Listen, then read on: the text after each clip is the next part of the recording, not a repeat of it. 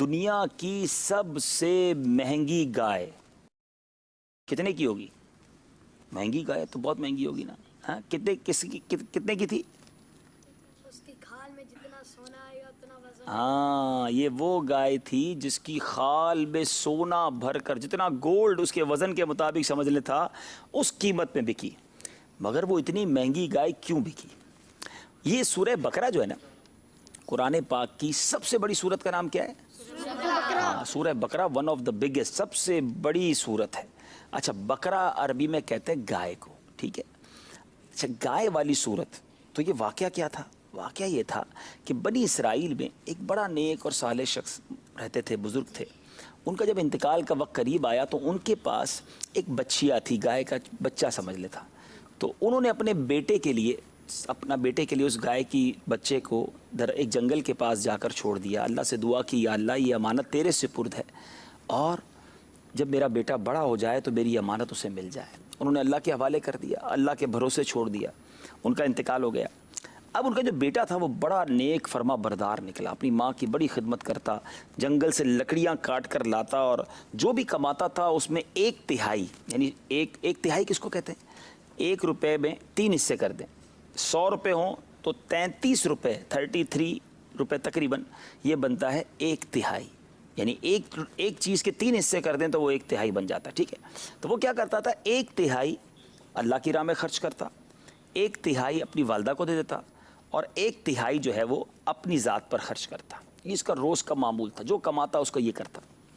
ایک دن لڑکی کی ماں نے کہا کہ بیٹا تیرے والد نے ورثے میں تیرے لیے ایک امانت چھوڑی ہے, ایک بچیا چھوڑی ہے, تم اس جنگل کے پاس جاؤ اور اللہ سے دعا کرو کہ اللہ میری وہ امانت واپس لوٹا دے.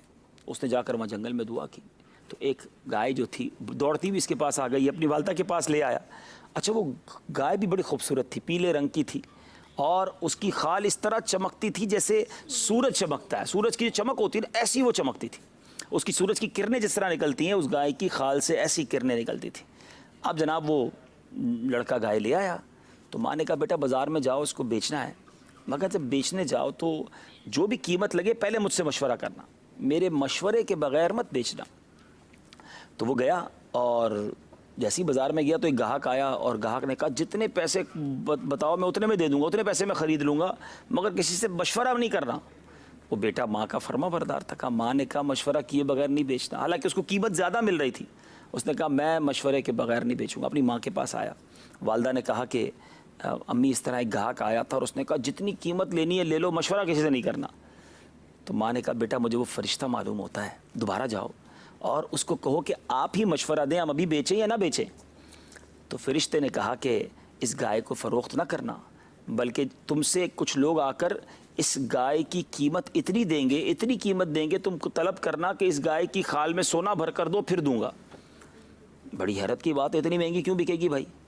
بہرحال یہ مدنی منا کہہ لیں, نوجوان کہہ لیں, گھر آ گیا. اچھا اب دوسری طرف یعنی 2 واقعات ساتھ ساتھ چل رہے ہیں. ایک طرف تو اس بچے کا واقعہ ہے, اس کی گائے اس کو مل گئی ہے, اس کی ماں نے کہا بیچو, اس نے نہیں بیچی, گھر میں یہ گائے اب کھڑی ہے. دوسری طرف ایک اور واقعہ یہ چل رہا ہے کہ بنی اسرائیل کا ایک بہت مالدار شخص تھا, اس کو کسی نے قتل کر دیا. اب لوگوں نے قاتل کی تلاش کی, وہاں اس زمانے کی جو پولیس ہوگی انہوں نے بھی کوشش کی, کوئی نہیں ملا. اب حضرت موسیٰ علیہ السلام کے پاس آئے تو حضرت موسیٰ نے کہا کہ تم لوگ ایک گائے ذبح کر دو اور اس کی زبان یا دم کی ہڈی لاش کو مارو گے تو وہ زندہ ہو جائے گی. لاش تھوڑی دیر کے لیے زندہ ہوگی اور خود اپنے قاتل کا نام بتا دے گی. مگر اب بنی اسرائیل نے گڑبڑ کر دی. انہوں نے صرف کہا تھا سمپل گائے قربان کر دو, گائے ذبح کرو اور اس کی دم یا ہڈی, زبان کی ہڈی مارو گے, دم کی ہڈی یا زبان مارو گے تو مردہ بتا دے گا. اب انہوں نے سوال کرنے شروع کیا, حضرت پہلے بتائیں وہ گائے کیسی ہوگی, اس کا رنگ کیسا ہوگا, کچھ اور تفصیل بتائیں.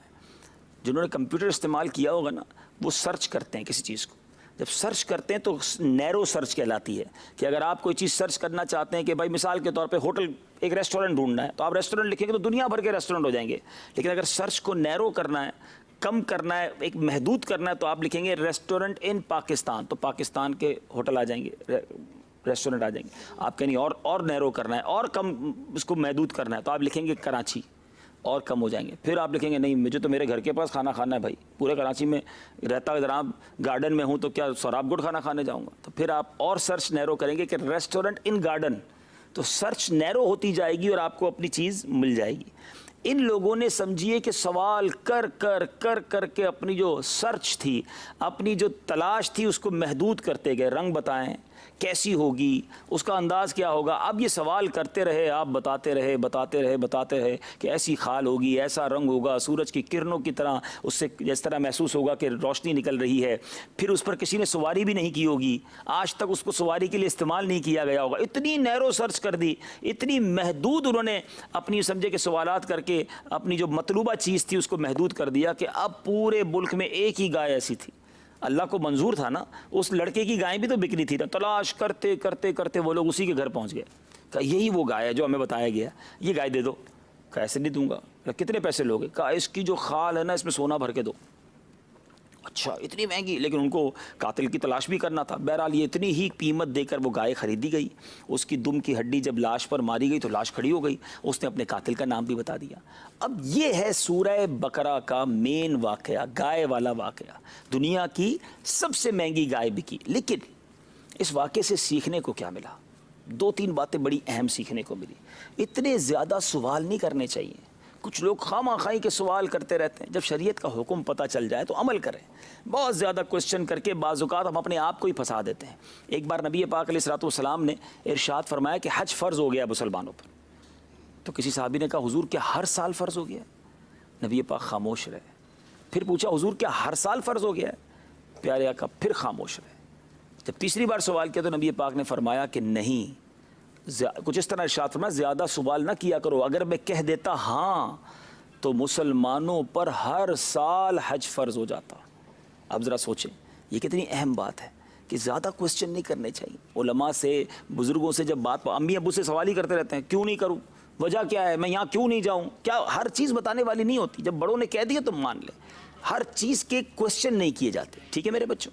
ایک بات تو یہ سیکھنے کو ملی. دوسری بات، ماں کی خدمت کی اس شخص نے، ماں کی خدمت کی، ماں کی دعائیں لیں، باقی بات مانی.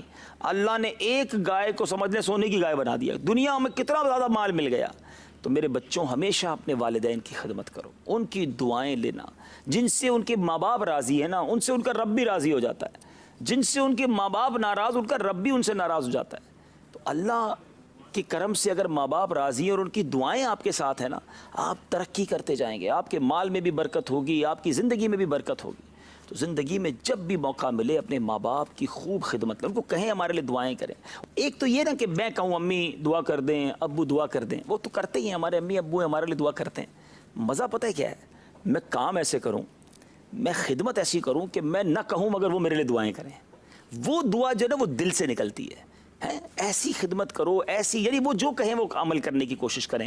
ایسا کام نہ کریں جس سے ان کو برا لگتا ہے.